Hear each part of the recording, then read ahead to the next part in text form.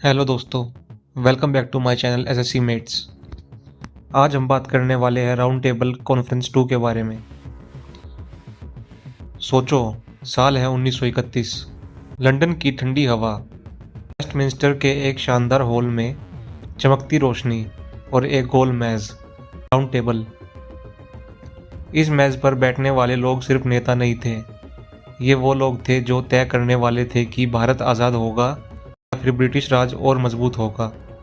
और इसी कहानी का नाम है राउंड टेबल कॉन्फ्रेंस 2, सितंबर 1931। यह वह दिन था जब गांधी जी लंदन पहुंचे। एक पतला सफ़ेद धोती पहने आदमी लंदन की सड़कों पर चल रहा था। लोग उसे क्यूरियोसिटी से देख रहे थे। कुछ लोग मुस्कुरा रहे थे, कुछ हैरान थे।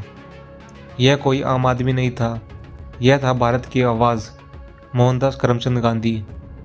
लंदन के न्यूज़पेपर में हेडलाइन चिल्ला रहे थे, half naked fakir arrives to negotiate with the empire. पर गांधी के मन में सिर्फ एक सोच थी, मैं यहाँ सिर्फ कांग्रेस का नहीं, 30 करोड़ भारतीयों का प्रतिनिधि बनकर आया हूँ।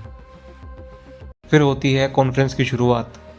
कॉन्फ्रेंस हॉल में ब्रिटिश मिनिस्टर्स, इंडियन प्रिंस, मुस्लिम लीग्स के नेता, डिप्रेस्ड क्लासेस के रिप्रेजेंटेटिव्स सब मौजूद थे।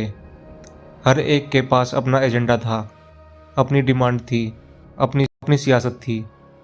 गांधी ने जब अपनी बात शुरू की, हॉल में खामोशी छा गई।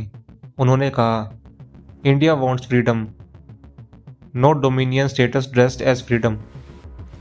पर प्रॉब्लम ये थी, यहाँ सब भारत के लिए नहीं, अपने भारत के लिए लड़ रहे थे। फिर उसके बाद आता है सबसे बड़ा टकराव। कॉन्फ्रेंस का सबसे ड्रामेटिक मोमेंट तब आया जब बात हुई माइनॉरिटीज़ रिप्रेजेंटेशन की।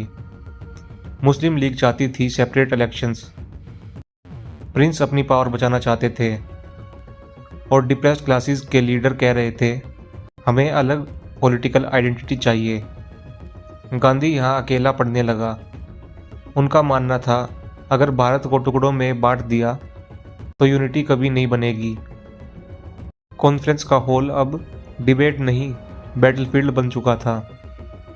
कॉन्फ्रेंस के बीच गांधी सिर्फ मीटिंग्स तक सीमित नहीं थे। वो लंदन के ईस्ट एंड में मजदूरों से मिले, स्कूल के बच्चों से मिले, टेक्सटाइल वर्कर से मिले। एक छोटी सी लड़की ने उनसे पूछा, mister Gandhi, why do you dress like this? Gandhi मुस्कुरा कर बोले, because my people can not afford मोर। यह लाइन अगले दिन न्यूज़पेपर की हेडलाइन बन गई और गांधी एक नेगोशिएटर से ज़्यादा सिंबल बन गए। फिर होता है कॉन्फ्रेंस का ब्रेकडाउन। महीने बीत गए, मीटिंग्स हुई, डिबेट्स हुई, ड्राफ्ट्स बने, पर कंसेंसस कभी नहीं बना। ब्रिटिश गवर्नमेंट फेडरल स्ट्रक्चर की बात कर रही थी। इंडियन लीडर्स इंटरनल डिफरेंसेस में उलझे हुए थे और गांधी आइसोलेटेड फील कर रहे थे। दिसंबर 1931 कॉन्फ्रेंस ख़त्म हुई। कोई एग्रीमेंट नहीं, कोई ब्रेक थ्रू नहीं, सिर्फ एक रियलाइजेशन, भारत की लड़ाई सिर्फ ब्रिटिश से नहीं, अपनी इंटरनल डिवीज़न से भी है। फिर गांधी जी वापस लौटते हैं।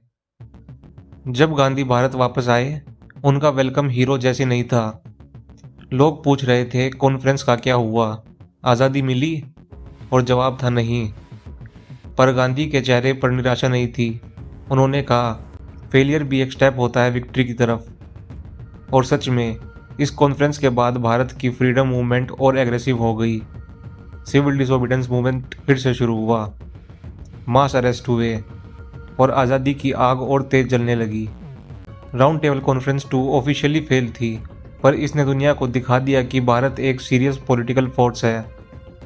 इसने गांधी को ग्लोबल आइकन बना दिया और सबसे इम्पोर्टेंट, इसने भारत को एक सवाल दिया, हम एक देश बनेंगे या अलग अलग समुदाय का संग्रह? और शायद इस सवाल का जवाब ही भारत की आज़ादी की असली कहानी है। अगर आपको यह कहानी पसंद आई हो तो लाइक ज़रूर करें और कमेंट करके बताइए अगली कहानी आप किस टॉपिक पर सुनना चाहते हैं। और हमारे चैनल एसएससी मेट्स को सब्सक्राइब करना ना भूलें। मिलते हैं ऐसी ही अगली किसी रोमांचक कहानी में।